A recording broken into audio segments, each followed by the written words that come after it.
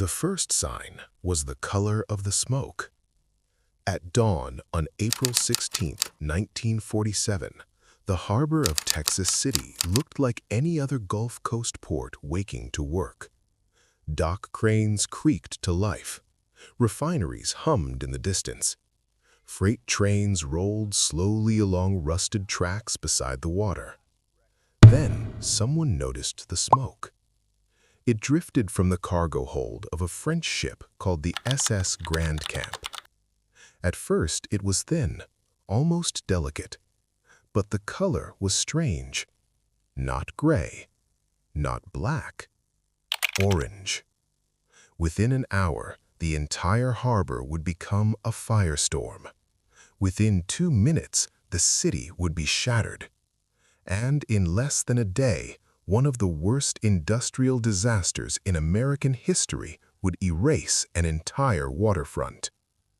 The explosion that followed was so powerful that people 40 miles away felt the shockwave. Steel structures twisted like ribbon. Buildings collapsed into dust. Ships were thrown onto land like toys. Hundreds of people would vanish in an instant. And the tragedy began with something that looked harmless: fertilizer.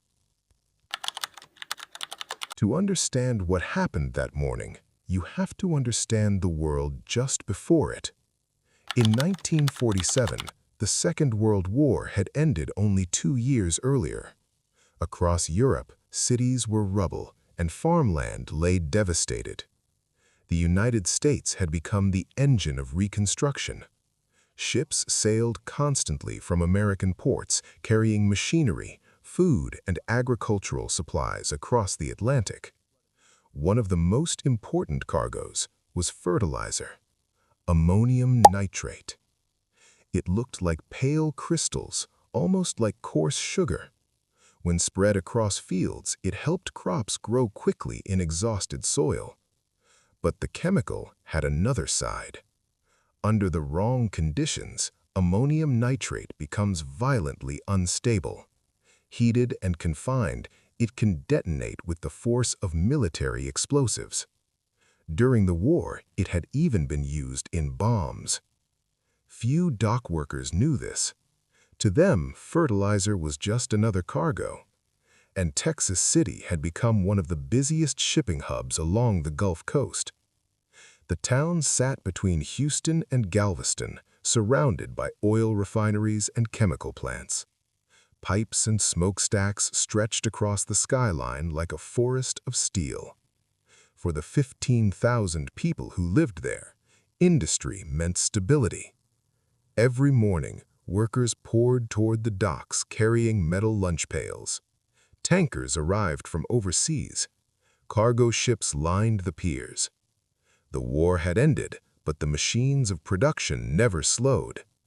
Few imagined that the same cargo meant to rebuild Europe could destroy an American city. The SS Grandcamp arrived at the harbor 2 days before the explosion. Inside its holds were more than 2,000 tons of ammonium nitrate fertilizer. Thousands of paper sacks stacked floor to ceiling. Dock crews spent long hours loading additional cargo, machinery, small arms ammunition, and general freight. The ship was scheduled to sail for France. On the morning of April 16th, something began burning deep inside one of the cargo holds. No one knew exactly how it started. Some suspected a discarded cigarette, others believed friction or heat from the cargo itself triggered the reaction. At around 8 a.m., crew members noticed smoke rising from the hatch. The smell was sharp and chemical. But fires on ships were common. Most were quickly contained. Instead of flooding the hold with water, which could ruin the cargo, the captain ordered steam pumped inside to smother the flames. It seemed like a logical solution. Steam would remove oxygen and suffocate the fire. But ammonium nitrate doesn't behave like ordinary cargo. When heated, it produces its own oxygen, feeding combustion rather than stopping it. Inside the sealed hold, pressure began to build. Outside, the smoke thickened. Its strange orange color drifted across the harbor. Dock workers paused to watch. Fire trucks soon arrived from the local volunteer department. Firefighters climbed aboard the ship and began spraying water onto the deck. Crowds gathered along the pier. Curiosity pulled people closer. No one understood how dangerous the situation had become. Inside the cargo hold, the temperature was climbing past 850 degrees Fahrenheit. The chemical was beginning to melt. And when molten ammonium nitrate decomposes under pressure, it becomes something far more dangerous than fertilizer. It becomes an explosive. At exactly 9:12 in the morning, the harbor exploded. Witnesses later described a flash so bright it seemed like the sun had detonated at sea. The SS Grandcamp did not simply break apart, it vanished. 2,000 tons of fertilizer detonated in a massive chemical explosion equivalent to several thousand tons of TNT. A fireball rose nearly 2,000 feet into the sky. The shockwave spread outward faster than sound. Every building within a mile of the docks collapsed instantly. Windows shattered across the entire region. In Galveston, more than 20 miles away, people watched glass burst outward from storefronts. Steel fragments from the ship were launched like artillery shells. One anchor weighing several tons was thrown nearly 2 miles inland. The dock where firefighters had been battling the blaze simply disappeared. Most of the volunteer fire department was killed instantly. The harbor itself became a crater of boiling water and debris. Across the industrial district, storage tanks ruptured. Oil poured across the ground and ignited. Rail cars loaded with chemicals exploded one after another. A refinery worker later said it looked like the end of the world. The blast knocked people unconscious across the city. Buildings collapsed, vehicles flipped through the air, schools filled with flying glass. For miles around, people staggered through dust and smoke, deafened and disoriented. Then came the fires. Burning fuel spread through warehouses and factories. Thick black smoke swallowed the sky. The disaster had only begun. Within minutes, Texas City had become a battlefield. Flames stretched across the waterfront. Oil storage tanks burned like giant torches. Emergency crews from neighboring cities rushed toward the disaster. But even as rescuers approached, another threat was developing. Nearby in the harbor was another ship, the SS High Flyer.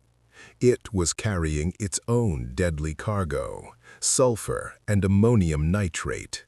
The initial explosion had damaged the vessel and set it on fire. Throughout the afternoon, firefighters struggled to control the blaze, but the heat made it nearly impossible to approach. All day, the ship burned. Rescue crews searched the ruins of the docks while smoke rolled across the city. Hospitals overflowed with injured workers. Temporary medical stations were set up in schools and churches. Bodies were carried from the wreckage and placed in long rows for identification. Many could not be recognized. The fires burned through the night. Then, just after 1 a.m. the next morning, the burning ship finally detonated. The second shockwave shattered what little remained of the waterfront. Rescue crews who had spent the entire day searching the rubble were caught in the explosion. Flames shot hundreds of feet into the sky. For survivors, it felt like the nightmare would never end. When the smoke finally cleared, the devastation was almost impossible to comprehend. Nearly 600 people had died. Thousands more were injured. Entire neighborhoods were destroyed. More than 5,000 residents were left homeless. It remains the deadliest industrial accident in American history.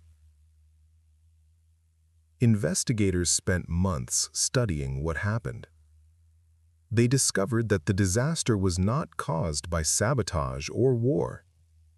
It was caused by misunderstanding. Ammonium nitrate had been treated like ordinary fertilizer despite its explosive potential. Cargo holds had not been properly ventilated. Emergency crews had not been warned about the chemical danger. The tragedy forced major changes. Shipping regulations were rewritten. Hazardous materials labeling became mandatory. Fire departments began developing specialized training for chemical fires. The term hazmat response, or hazmat, began to enter the vocabulary of emergency services.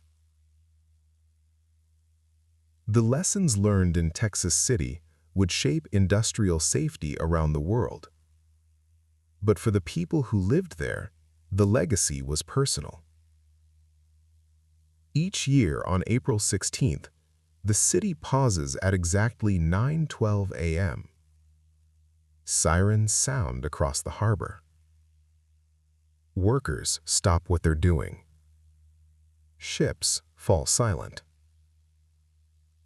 For 1 minute, the city remembers the moment when the sky turned white.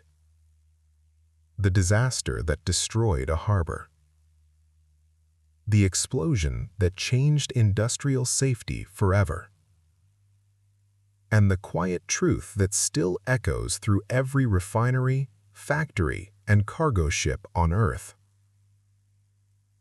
Sometimes, the most dangerous machines in history are the ones people believe are harmless.